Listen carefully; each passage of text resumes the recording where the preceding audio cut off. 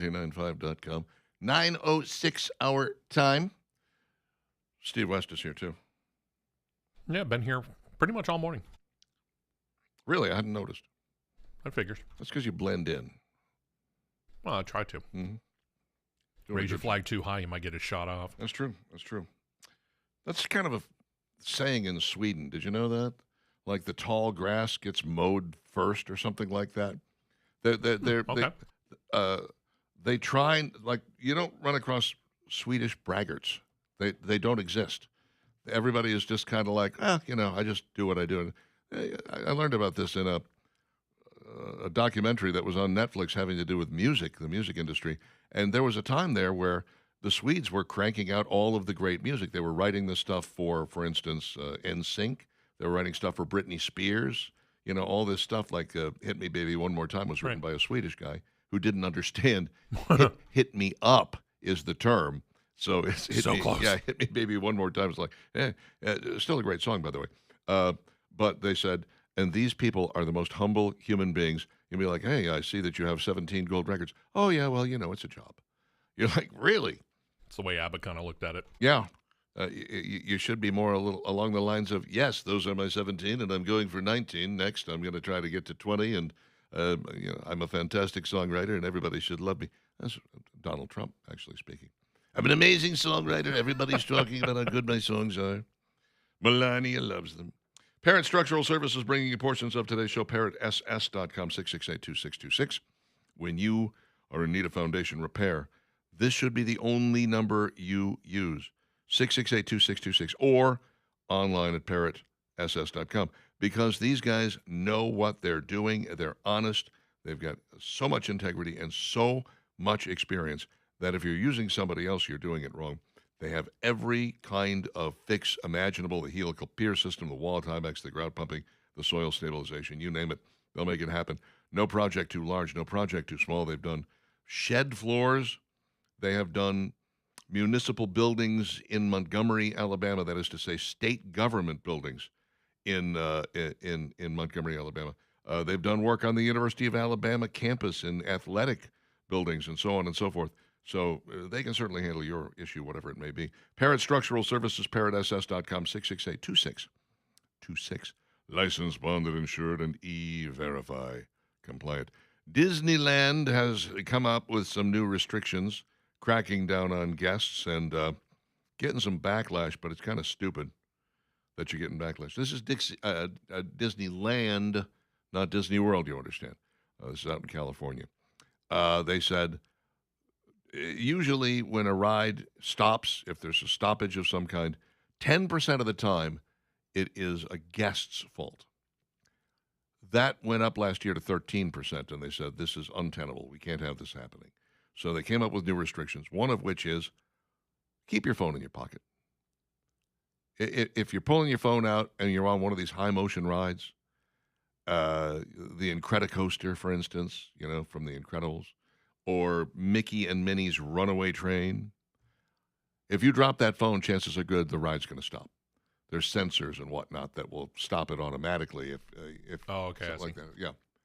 So keep the phone in the pockets. Just stop trying to film stuff while you're. That's not going to be allowed any longer. Okay, I like that. That's not a bad idea. Yeah, I agree. They have something called the Stanley Rule.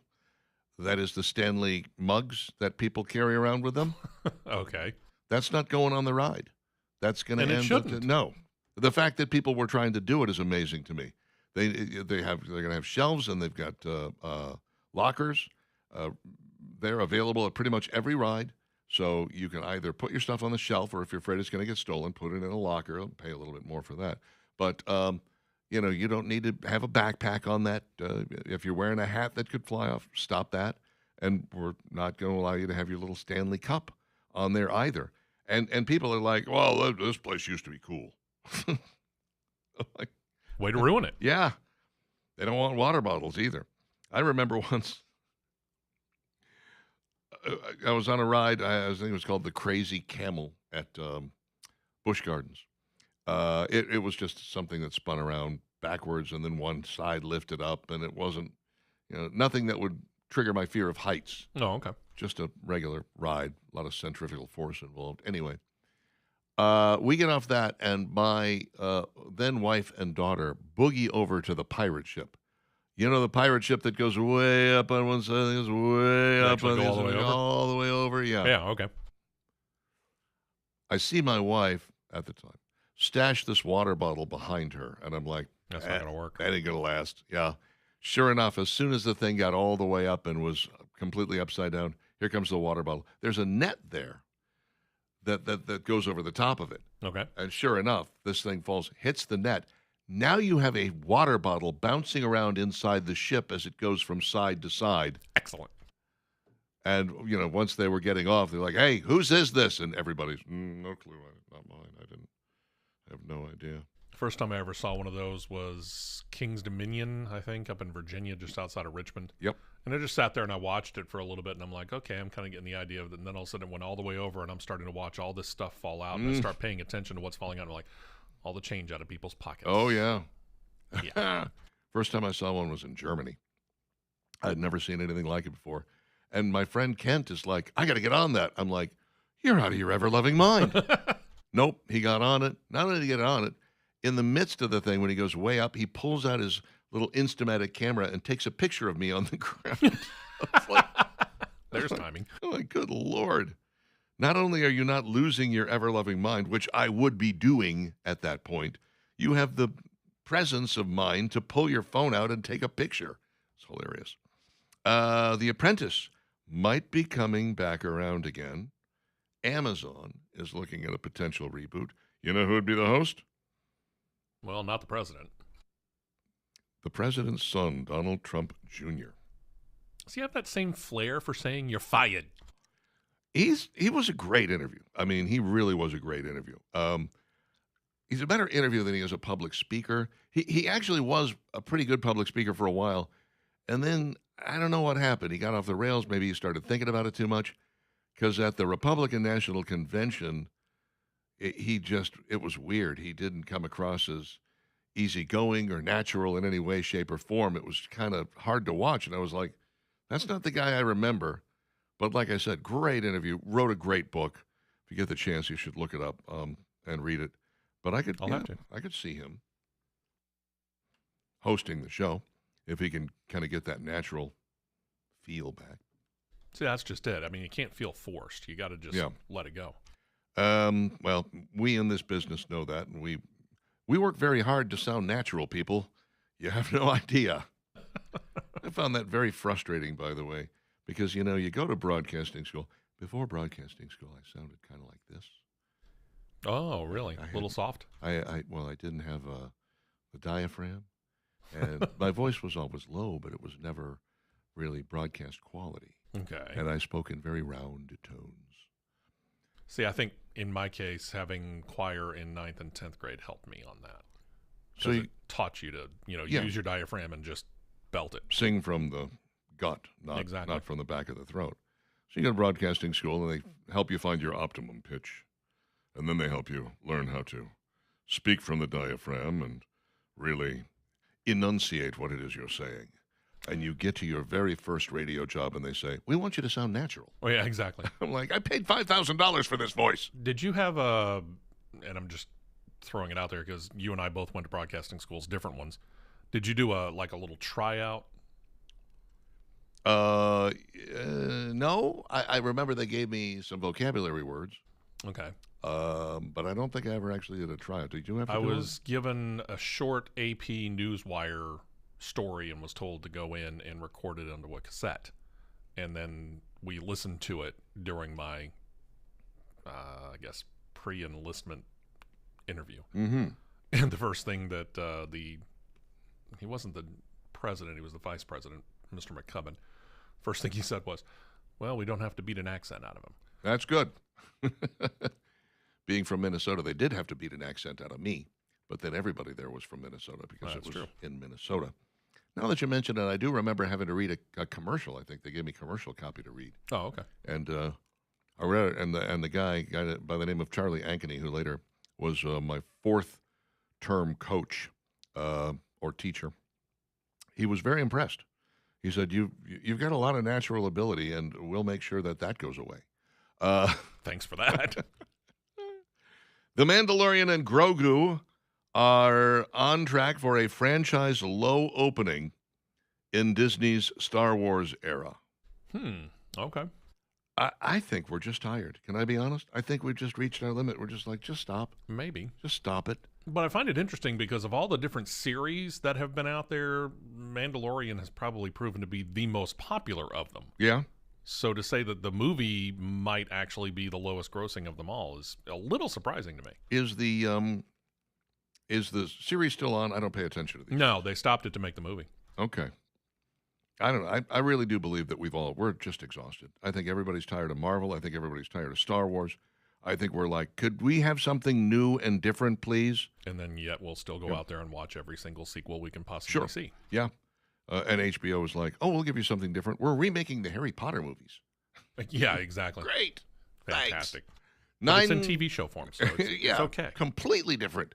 9:16, make it 9:17. Dixon Vining, Talk 99.5, Talk995.com. Steve Stern comes up next.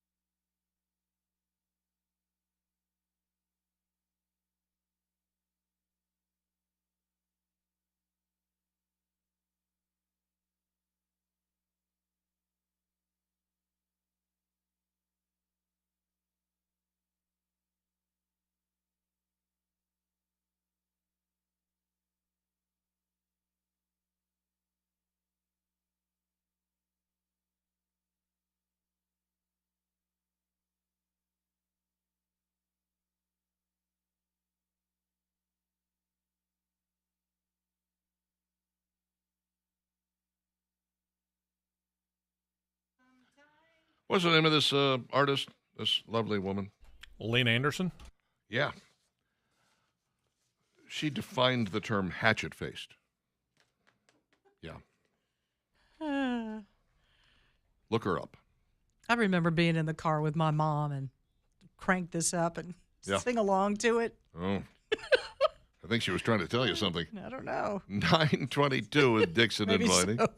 Talk 99.5, talk995.com. Good times. All right, more rain. We're looking at the radar and back to our west. Texas is getting hammered, Louisiana, Mississippi, and oh boy, here it comes. Another round of, oh my goodness, I forgot to call B dry. Because that's usually what happens when we get heavy rains. That's when you remember, oh my goodness, I've got a problem in the crawl space or the basement with moisture and with water that maybe gets there. It happens. It happens a lot in the homes that are built here in central Alabama. I don't know what it is, but the answer lies with David Feven and the guys at Be Dry. And I love the fact that we know a business like this that's locally owned and operated and has been doing what they do for 65 years. You know that they're doing things and fixing it right. For that many years to be in business, they are doing it right. Reach out to them today. Here's what the process kind of is. If you'll go to their website, you can learn a little bit more about them. You call this number 942-1976 and you say, hey, I would love for somebody to come out and give me a free quote. They'll come out. They don't give you a free quote till they get a chance to look around and see what in the world is going on. And you may help with a minute and say, hey, over in the crawl space, I've seen this, or I'm not sure where it's coming from. They'll get in there and look around and see what the deal is going on and then explain to you what they're going to do. It could be an encapsulation of the crawl space. There could be some issues with the mildew on the walls in the basement. They know how to fix that, or cracking in the foundation. So the first thing, call them, 942-1976. Say, hey, I'd love a free quote. They'll come out and take care of that, and then set up an appointment that's convenient for you to get this done. BeDryAlabama.com, that is the website, or again, give them a call today, 205-942-1976. It's Steve's turn. So we talked about it a little bit yesterday morning, but didn't find out about it until, well, I didn't have enough time to work up a review on the life of David Allan Coe, so I said I would do it this morning, and as promised, here we go. Coe was born September the 6th, 1939, Akron, Ohio. Kind of a troublemaker as a child, actually sent to a reformatory school at the age of 9, and over the next 2 decades was really in and out of either reformatory schools or jails of some sort, including a 3-year stint at the Ohio Correctional Facility. I mentioned that one because it was during that time that he met Screamin' Jay Hawkins, who Coe said later in life had talked him into songwriting. So he started to get work on that, but he still had a hard time staying out of trouble. Finally, 1967, after another stint in jail, he got out, decided to try and turn his life around, moved to Nashville to embark on a music career. Well, he didn't have any real prospects, so he lived in his car, which also was a hearse, by the way. He purposely parked it in front of the legendary Ryman Auditorium and began performing on the street out in front of it and down towards the Broadway district, and finally caught the attention of the owner of a small label called Plantation Records. He signed with them first. Released his first record in 1970, actually went out on tour, opened for Grand Funk Railroad. While his style gained a following, it was far from mainstream. It was outlaw country before outlaw country really started to catch on. Some of his songs, though, would get covered by other artists. His first hit actually was performed by Tanya Tucker. The song Would You Lay With Me in a Field of Stone was a #1 hit, led to his signing by Columbia Records in 1973.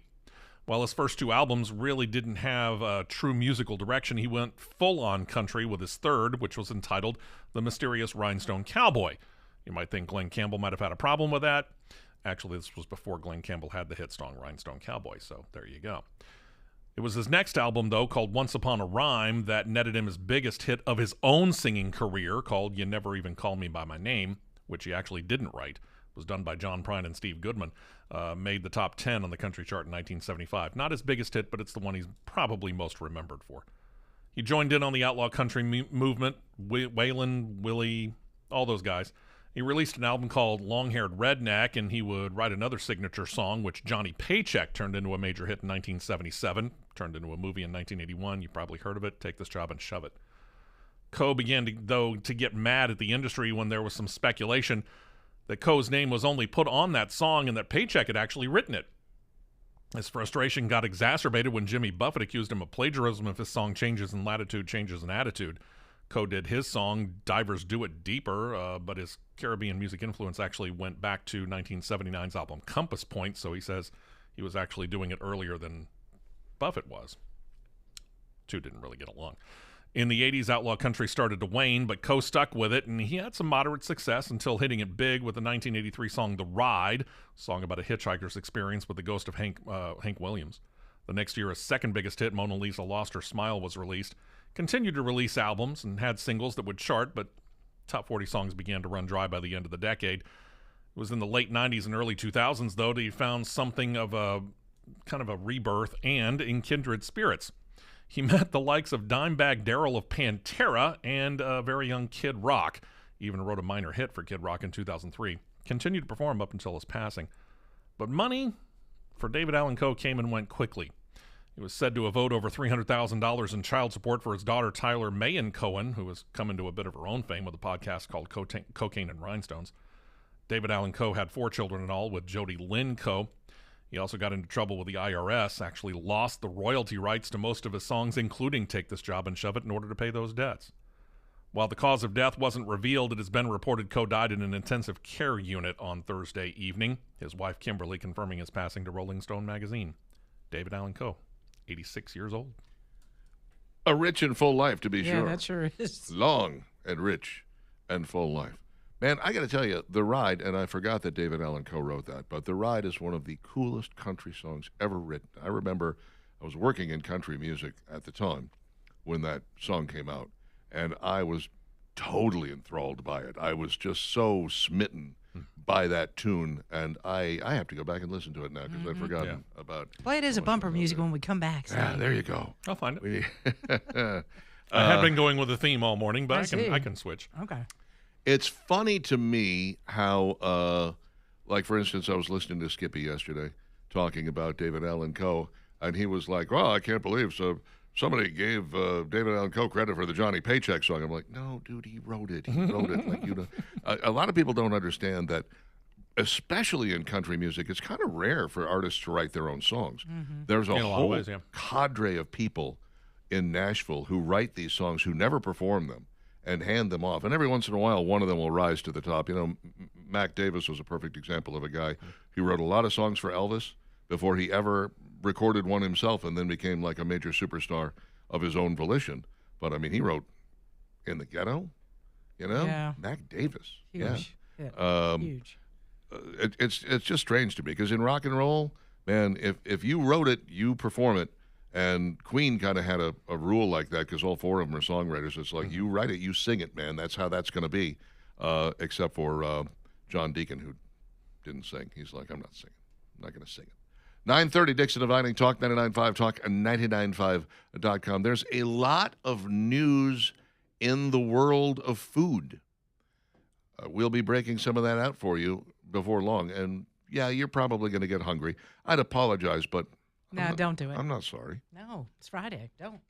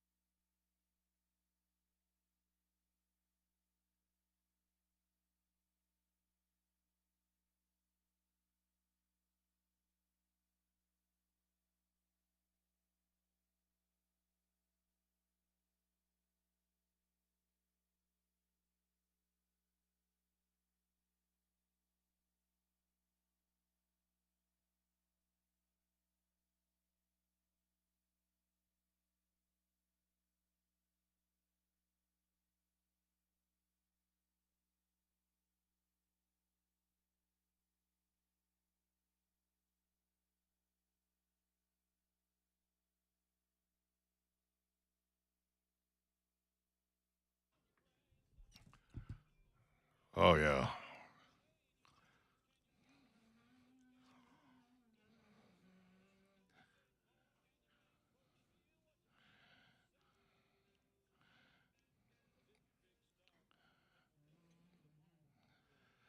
You know, the thing I love about this song is the same thing I love about Garth Brooks' Rodeo. It's the minor key, it's the keyboards, the chord progression is just fascinating. It's not usual for country music, and that's why I think I like it so much. It's just a little bit of an outlier. And, of course, the lyrics are fantastic. 936 Dixon Inviting Talk 99.5, talk995.com. Express Oil Change. Good Lord. April is over. So they're no longer giving a buck to Children's of Alabama, but you can still go get an oil change. In fact, you should go get an oil change every 3,000 to 6,000 miles. You know, I got this drilled into me by somebody long ago. It was my father-in-law. He said, you take care of your car, and I mean you change that oil every 3,000 to 6,000 miles, and it will give you very few problems and a long life. And I have lived by that for the past 30-plus years, and I'll be darned if he's not right. You know, are you going to have the occasional little difficulty here and there? Yeah. But if you keep that oil changed and you keep it fresh and you keep that filter fresh and you make sure that your filters and your fluids are constantly changed and ready to go, you're going to be in great shape. And that's what Express Oil Change does for you. And with all the different locations they have around the state, I guarantee there's one near you. You just got to go to expressoil.com to find out more. Expressoil.com. They also do tires, tire engineers, Express Oil Change, and tire engineers. Stop by, and they are the home of the 10-minute oil change. Love them. Aldi teams up with the Cookie Dealer. Cookie Dealer sounds like they're doing something wrong, doesn't it? Like it's illegal. Cookie Dealer. I've got a cookie dealer's down on the corner. They're an Insta-famous brand, and they're specialized in New York-style gooey cookies. Well, what's not to love about that? Flavors. You said the word gooey. Mm-hmm. Flavors like banoffee pie, Jamie Dodger, and apple cinnamon donut. Ooh, I could do that. Now, Aldi is introducing two of the brand's signature cookies, the Milk Chocolate Chunk and White Chocolate Chunk, available as special. You're killing us, Aldi. You're killing us. Mm-hmm. I want some. That looks really It does, good. doesn't it? I'm like, what? Mm-hmm. That looks like an illegal cookie. It is does. right. It does. In all the best That is ways. We should not run for your life. You're going to get addicted. I'll take two. Can I have a glass of milk with that? Absolutely. Please? This is funny to me. I can't believe that people are still talking about this or just finding out about this. Megan Scott from Simply Recipes writes an entire love letter to the Southern way to drink Coca-Cola. And Southern way. yeah. Okay. As soon as I saw the headline, I'm like, I know what she's doing. She's throwing peanuts in there. That Something. sounds She's about right. throwing something in there. Yep. She said, Coke is just a bit too sweet for my taste buds, except when I drink it the way my mom taught me.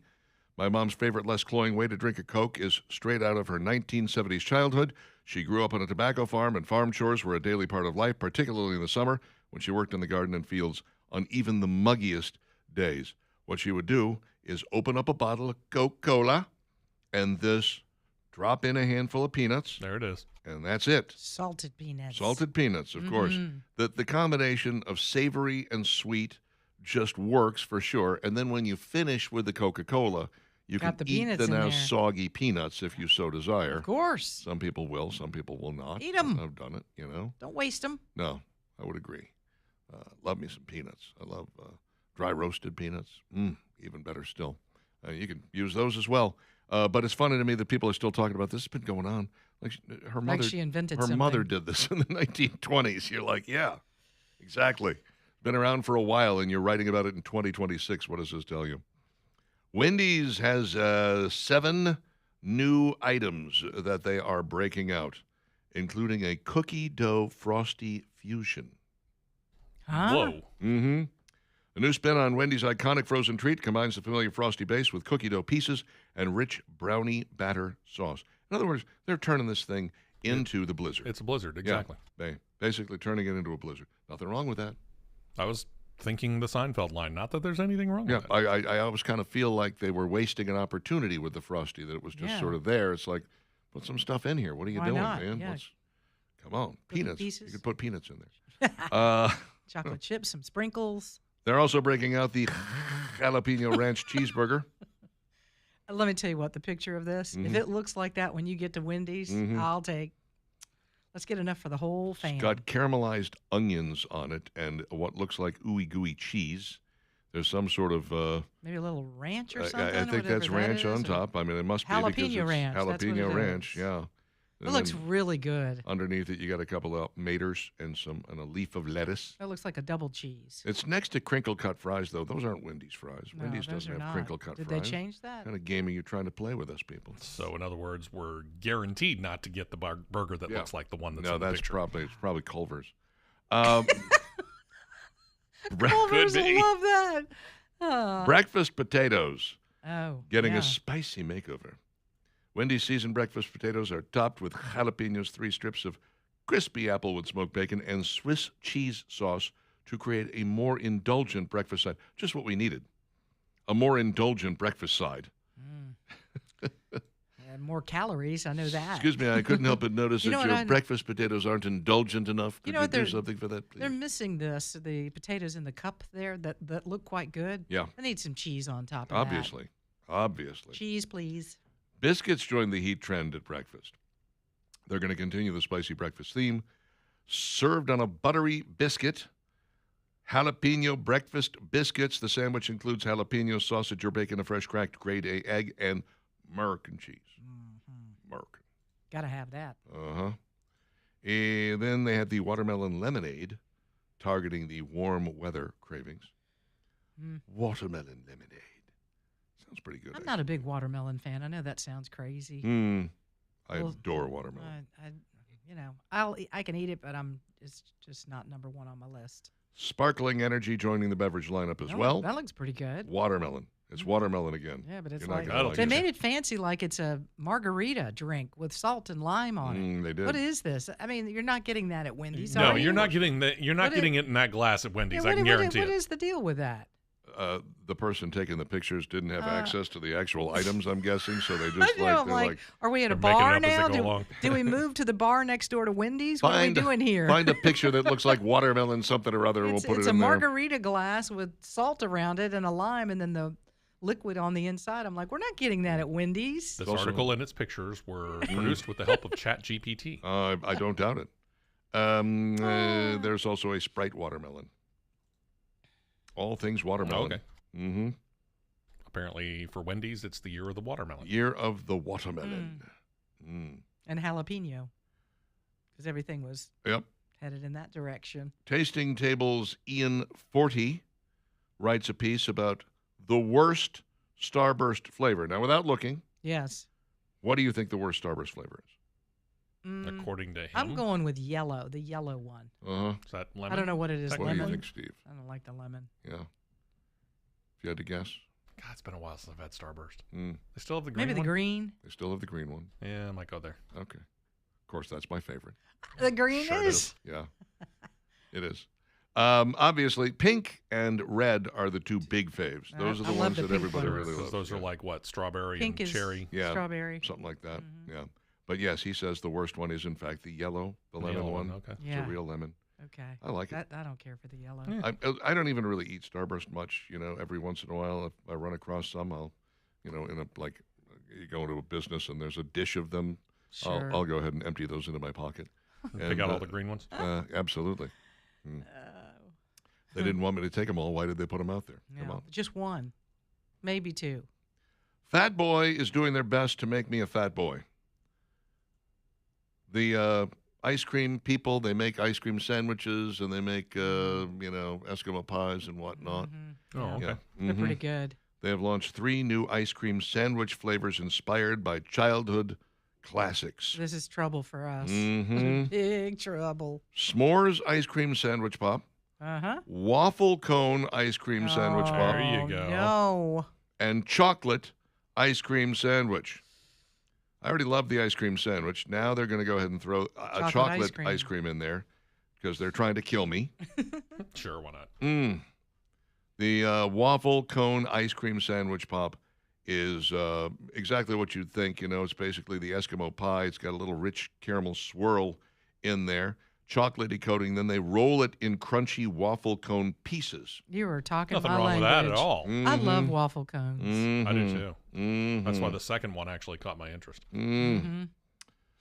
S'mores starts with marshmallow flavored ice cream that's sandwiched and dipped in a chocolatey coating and rolled in graham cracker crumbles. Oh, that's not bad either. No. Mm-hmm. I don't think I need marshmallow flavored ice cream, but Eh. the chocolate ice cream sandwich is exactly what it sounds like, a chocolate ice cream sandwich. Thank you, fat boy. You're killing me. In But your what a lo- way to go. In your local grocer's freezer. Mm-hmm.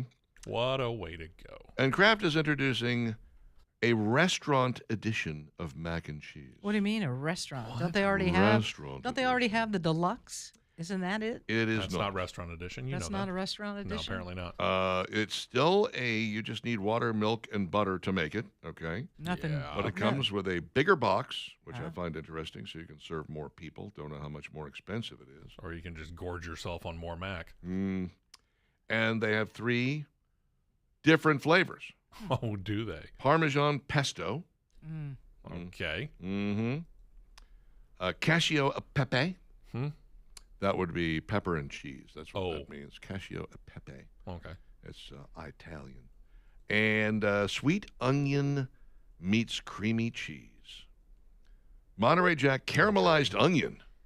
Combine sweet and savory elements in one comforting dish. The caramelized onions add depth while the cheese keeps the texture smooth and creamy. Cavatappi pasta gives the dish a hearty feel that works well with the creamy sauce. It brings a steakhouse-inspired taste into an easy home-cooked meal. Steakhouse inspired taste. All right. It's descriptive. It's kind of the one that I want right there. Out of those 3, that's the one that I would really like to get my hands on. Oh, by the way, there's added protein, too. Of course there is. But of course there is. Of course there is. This is the year of the added protein. Oh, yeah, really. Mm-hmm.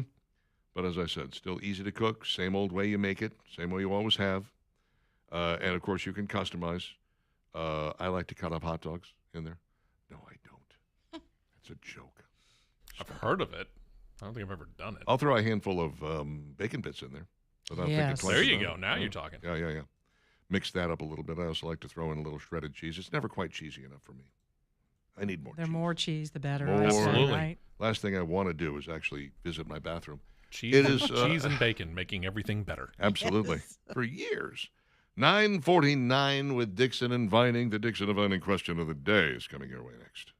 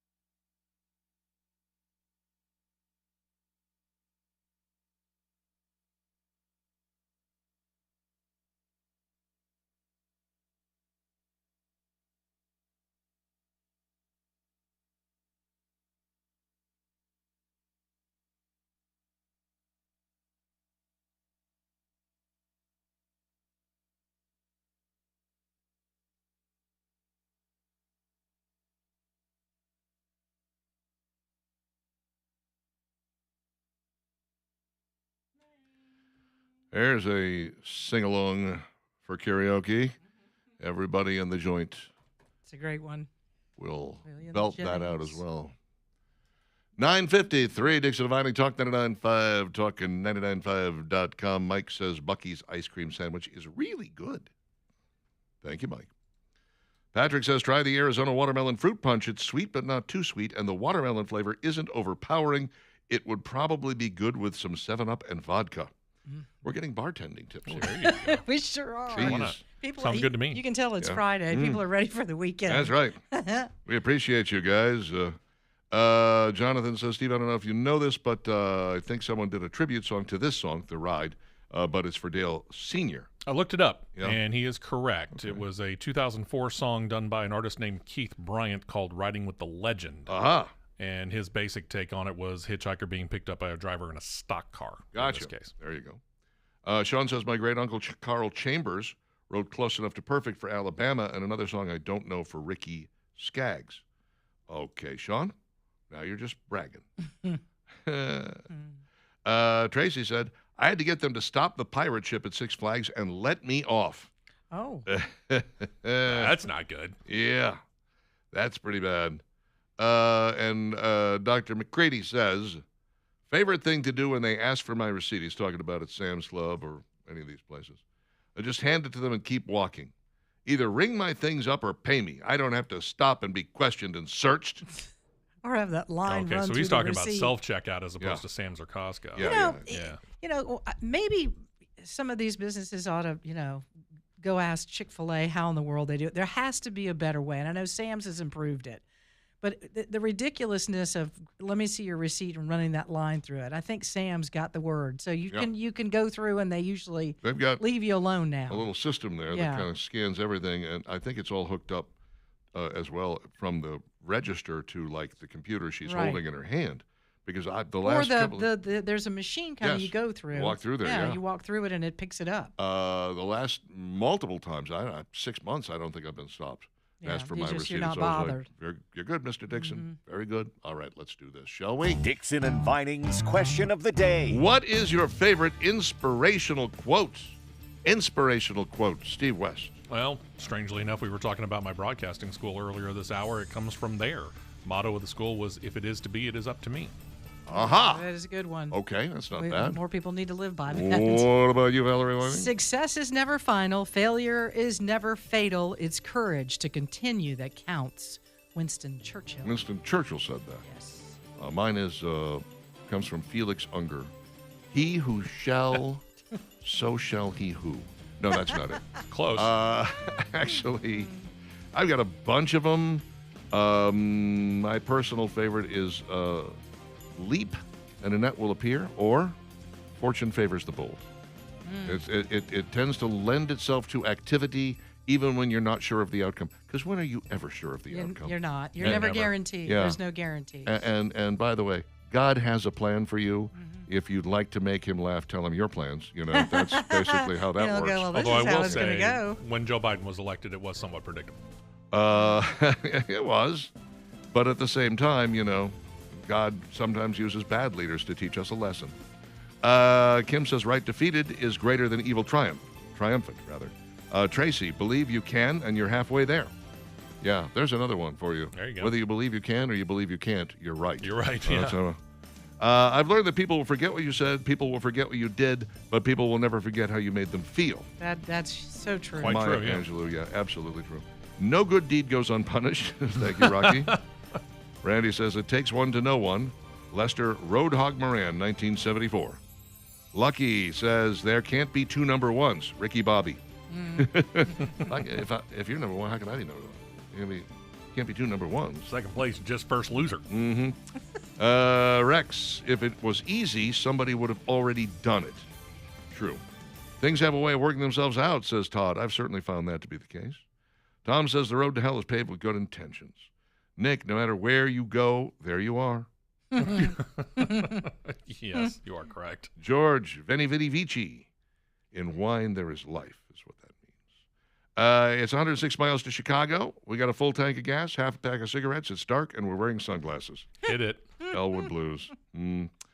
Beth, For I'm convinced that neither death nor life, neither angels nor demons, neither the present nor the future, nor any powers, neither height nor depth, nor anything else in all creation will be able to separate us from the love of God that is in Christ Jesus our Lord. Amen. Romans 8:35 to 39. There you go.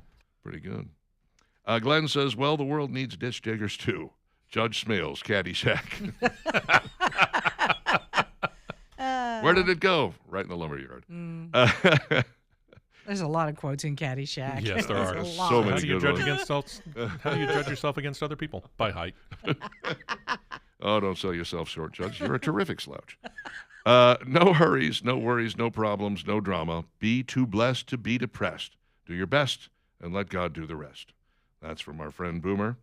Shake off those gloomy feelings, drive them away, fix your mind and pleasures upon what is before you. All is bright if you will think it so. R.E. Lee. If you're going through hell, keep going. Yeah. That's a great, great line. Pretty good It's song, absolutely too. true. The only way out is through. Sometimes the light's all shining on me. Other times I can barely see. Robert Hunter from Truckin', 1970. What a long, strange trip it's been. Stupid should hurt, says Cherry. Generally It hurts. often does. Yes. Well, you know what they say. When you're dead, you don't know it. Just everyone around you suffers. That's true. It's like being stupid. Yeah. This too shall pass, like a kidney stone maybe, but it shall pass. Ah, Nothing's impossible with God. When you come up to a fork of the road, take it.